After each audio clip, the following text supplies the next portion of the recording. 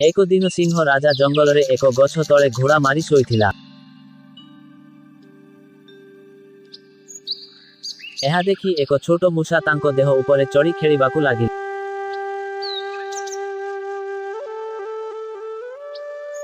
ହଠାତ୍ ସିଂହ ଜାଗିଗଲା ଓ ତାହାରେ ଗୋଟିଏ ଚର୍ମ ସିଂହନାଦ କଲା, ମୁଁ ତୁମକୁ ଖାଇଦେବି। ଭୟଭୀତ ମୂଷା ଆଜି କଲା, ଦୟାକରି ମୋତେ ଛାଡ଼ିଦିଅ। ଏକଦିନ ଆପଣଙ୍କୁ ମୋର ସାହାଯ୍ୟ ଲାଗିପାରେ। ସିଂହ ହସି କହିଲା, ତୁ ମୋତେ କିପରି ସାହାଯ୍ୟ କରିପାରିବୁ? କିନ୍ତୁ ମୂଷାକୁ ଛାଡ଼ିଦେଲା।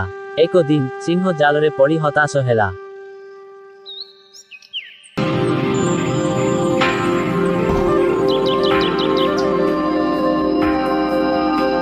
ମୂଷା ସେଥିରେ ଆସି ତାର ତୀକ୍ଷ୍ଣ ଦାନ୍ତରେ ଜାଲକୁ କାଟିଦେଲା ଓ ସିଂହକୁ ମୁକ୍ତ କରିଲା।